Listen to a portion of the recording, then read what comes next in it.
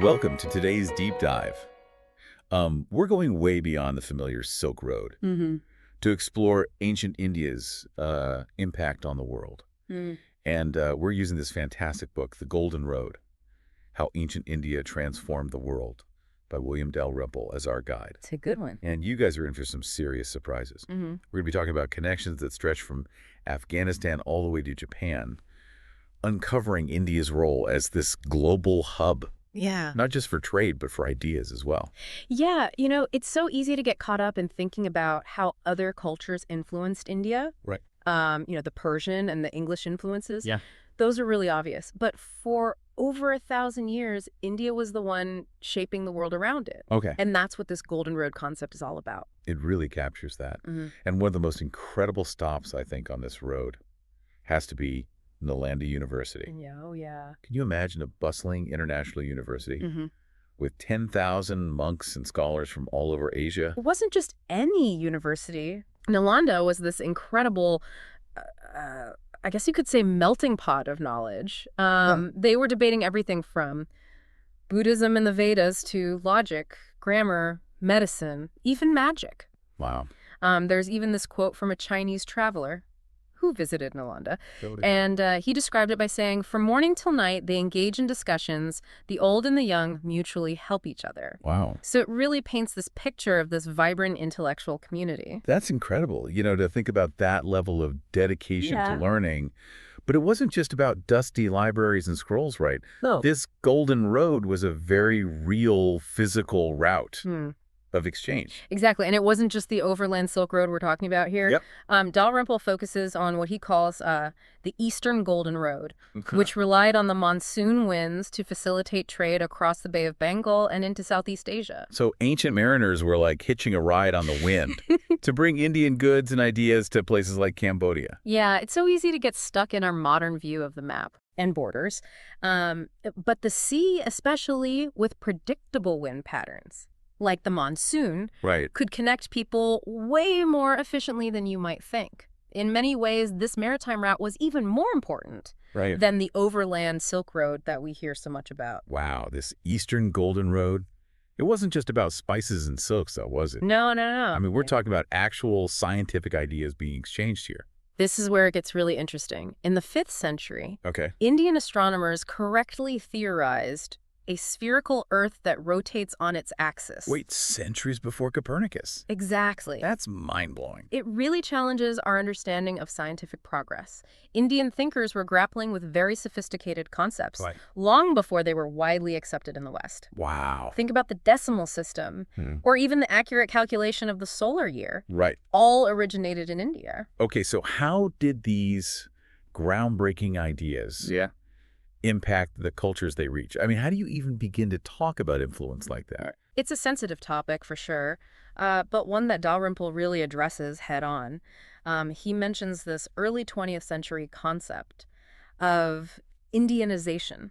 Yeah. This idea that India just imposed its culture on Southeast Asia. Right. However, scholars today have a different perspective. So it was more of a two-way street, Much a more. cultural exchange rather than one culture just dominating another. Exactly. It was about acculturation, a much more reciprocal process. Imagine like a bustling marketplace of ideas where everybody brings something to the table. I love that. Yeah. That's a great analogy.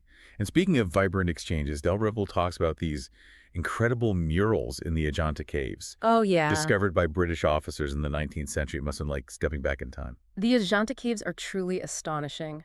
The murals depict ancient Buddhist life with such realism. It's like a window into the past. You have bustling markets, intricate ceremonies, scenes from the Buddha's life. It's really a testament to the power of art to transport us, Wow. to make us feel connected to those who came before us. And one figure who features really prominently in this story of Buddhism's spread is Ashoka Wright. Oh, absolutely. From warrior king to advocate of peace, that's quite a transformation. Ashoka is pivotal to understanding this period. The horrors of war completely changed him. And he dedicated his life to spreading this message of peace, morality, what he called dharma. Okay, but was he all talk?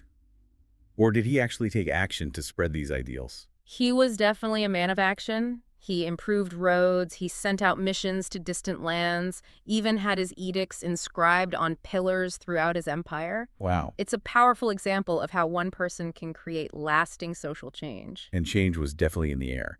Because get Okay. this, there was even a connection between ancient India and the Roman Empire. Oh, yeah. Here's where we really see how vast these ancient trade networks were. We're not just talking about land routes. Trade flowed across the Red Sea and the Indian Ocean. Wow. And we have archaeological evidence to prove it. Okay, I have to know more. What kind of evidence are we talking about? Well, in Berenike, a Roman port in Egypt, they found all sorts of Indian goods, pepper ivory textiles, even a Buddhist gravestone. It's like this snapshot of this global marketplace.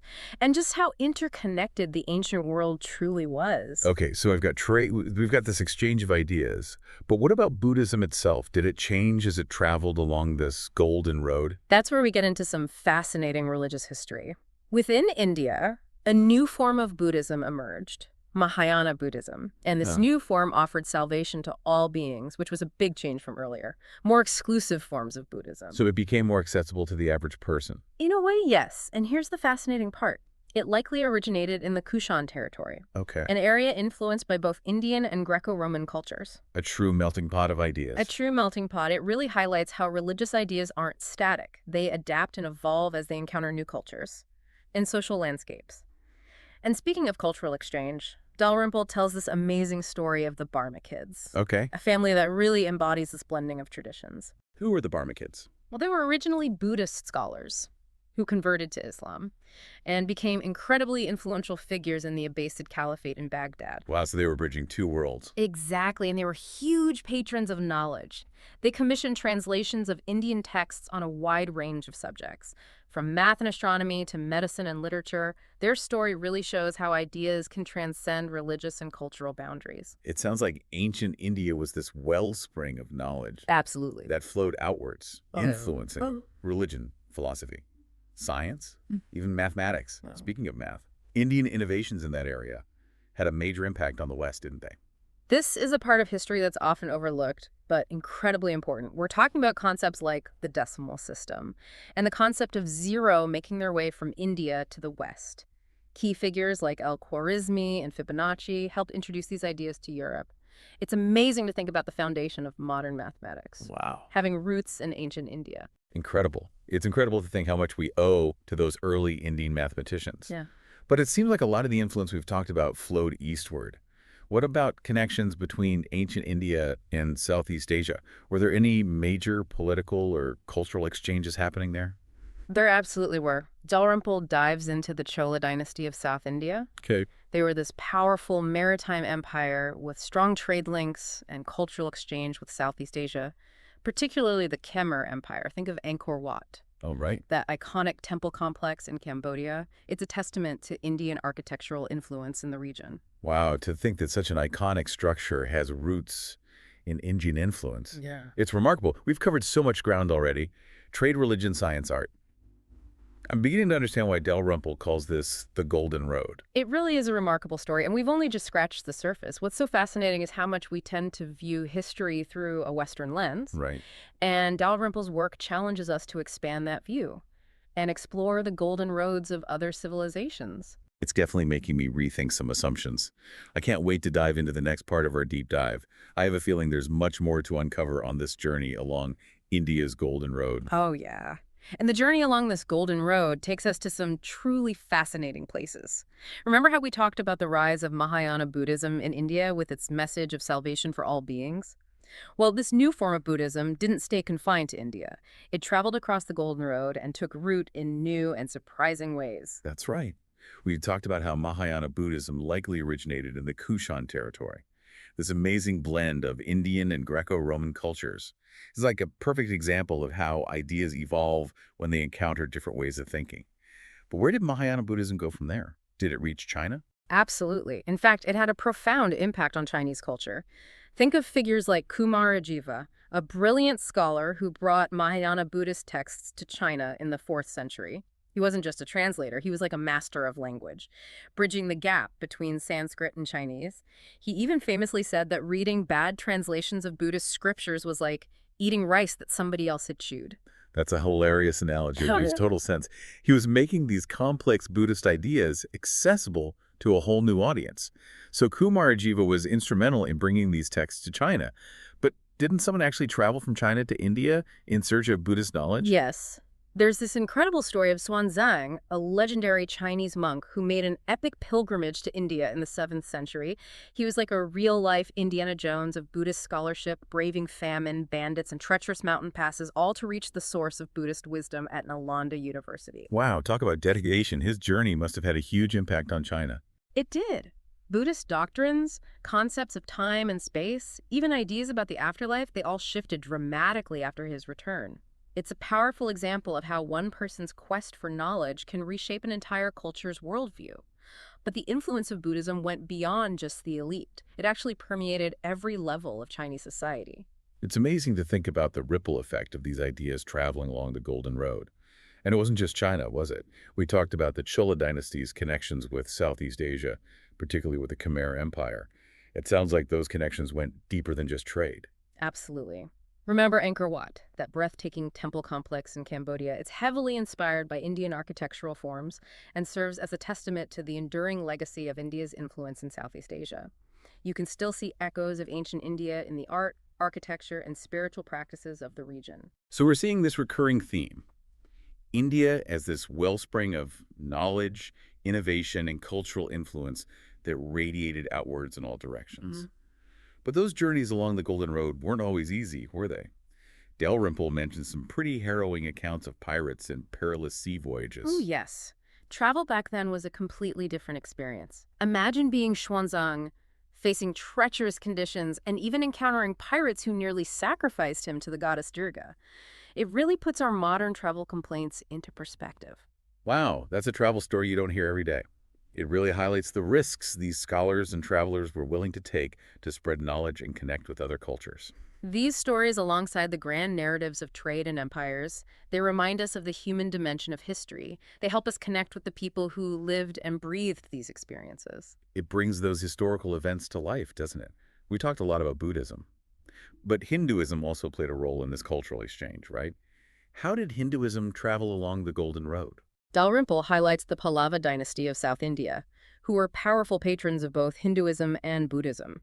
They sent out missions, established trade links, and their influence can be seen in everything from temple architecture in Southeast Asia to the spread of Sanskrit literature. So it wasn't about exporting just one religion or philosophy. It was about sharing this broader cultural tapestry with threads of both Hinduism and Buddhism interwoven throughout. Exactly. And what's fascinating is how individuals played a crucial role in this transmission of culture. Dalrymple talks about Dandin, an amazing Sanskrit poet, who was invited to the Pallava court at Melapuram to experience their architectural wonders firsthand. Wait, Mamapuram, as in the stunning coastal city with the shore temple. That's the one. Dandin describes this magnificent statue of Vishnu reclining on the beach, where the water in the sea rose up in the form of blue mighty waves and washed the body. It's this beautiful merging of art, nature, and religious devotion. I can almost picture it. Dandin wasn't just witnessing this incredible artistic flowering at the Pallava court. He was also part of this broader network of cultural exchange. Exactly. His writings became incredibly influential across what scholars call the Indosphere, shaping literary tastes and inspiring writers from Kashmir to China. And remember the Barma kids we talked about earlier? They were huge patrons of Indian knowledge, even after converting to Islam. Right. They were based in Baghdad, the heart of the Abbasid Caliphate, and played a key role in translating Indian texts.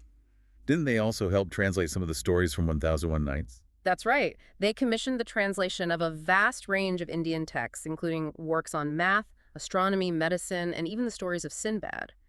And it's through these translations that some Buddhist tales, like the story of the blind men trying to describe an elephant, crossed over into Sufi traditions. It's amazing how these ancient connections continue to ripple outwards, shaping cultures in unexpected ways even today. It really speaks to the interconnectedness of history and how those threads of the past are woven into the fabric of our present. But sometimes those connections are revealed through tangible discoveries, like the Bakshali manuscript, this incredibly old mathematical text unearthed in what is now Pakistan. What's so special about the Bakshali manuscript? It's a game changer. This manuscript is the oldest surviving text in the world to use zero and decimal place values. predating any known European examples by centuries. And it was written in Sanskrit, providing further evidence of the sophisticated mathematical systems developed in ancient India. It's like holding a piece of history that challenges the traditional narrative of where these crucial mathematical concepts originated. Exactly. And the journey of these ideas westward is just as fascinating. Think of Al-Khwarizmi, a scholar in Baghdad who is blown away by the elegance and simplicity of Indian mathematical systems. He's considered the father of algebra, isn't he? He is. His book, The Compendious Book of Calculating by Completion and Balancing, according to Hindu calculation, was a landmark achievement. It introduced Indian mathematical concepts to the Islamic world and laid the foundation for the development of algebra as we know it. It's like this chain reaction, Indian knowledge spreading to Baghdad Mm. and then onward to places like Cordoba and Toledo in Spain. Mhm. Weren't those cities major centers of learning during the Middle Ages? They were, and they became crucial hubs for the transmission of knowledge from the Islamic world into Christian Europe. This period is sometimes called the 12th century Renaissance, and it was fueled in part by these translations of Arabic texts, many of which were originally based on Indian sources. So we have Indian mathematical concepts making their way to Europe via the Islamic world. But how did those ideas get integrated into European thought?